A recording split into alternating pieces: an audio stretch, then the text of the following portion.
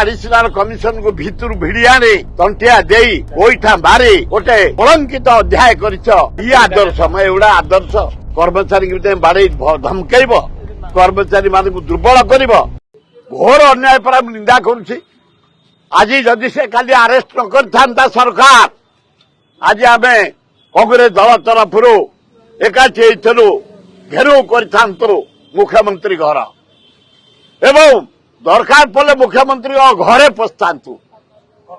କଣ ପାଇଁ ତମେ ବିଜେପି କର୍ମୀ ମାନେ ମ୍ୟୁନିସିପାଲିଟି ଅଫିସରେ ପଶି ଆଡିସନାଲ କମିଶନକୁ ଭିତରୁ ଭିଡି ଆଣି ତଣ୍ଟିଆ ଦେଇ ଗୋଇଠା ମାରି ଗୋଟେ କଳଙ୍କିତ ଅଧ୍ୟାୟ କରିଛ। କର୍ମଚାରୀ ମାନଙ୍କୁ ଆମେ ପ୍ରୋଟେକ୍ସନ ଦବା ନା ସେ ପବ୍ଲିକ ସର୍ଭିସରେ ଅଛନ୍ତି, ଆମ ସେବା କରିବା ପାଇଁ ତାଙ୍କୁ ଆମେ ବାଡେଇବା? ୟା ଦ୍ୱାରା କର୍ମଚାରୀ ମାନେ ଦବିଯିବେ, କର୍ମଚାରୀ ମାନଙ୍କର ସାହସ କମିଯିବ। ଯୋଉ ଡେଭଲପ ମାଇଣ୍ଡ ରାଜ୍ୟର ବିକାଶ ପାଇଁ, ଅଞ୍ଚଳର ବିକାଶ ପାଇଁ ସହଯୋଗ କମିଯିବ, ଉତ୍ସାହ ଭାଙ୍ଗିଯିବ। ଏଭଳିଆ ଭୁଲ କରିବା ଉଚିତ ନୁହଁ।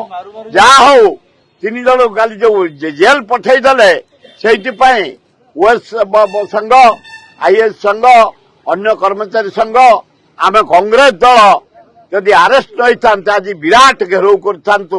ଏଟା ଅତି ନିନ୍ଦନୀୟ। କି ଆଦର୍ଶ ଏଗୁଡା ଆଦର୍ଶ, ଏଗୁଡାକ ଆଦର୍ଶ କର୍ମଚାରୀ ବାଡେଇ ଧମକେଇବ, କର୍ମଚାରୀ ମାନଙ୍କୁ ଦୁର୍ବଳ କରିବ, ଉତ୍ସାହ କମିବ।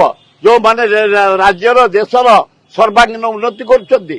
ଅନ୍ୟାୟ, ଘୋର ଅନ୍ୟାୟ। देश विदेश कोण अनुकोणर टेक्निक खबर देखंतु आम सह यूट्यूब, फेसबुक और इंस्टाग्राम रे आमको देखंतु, लाइक, शेयर और सब्सक्राइब करने को आद्यम भूलंतुनी।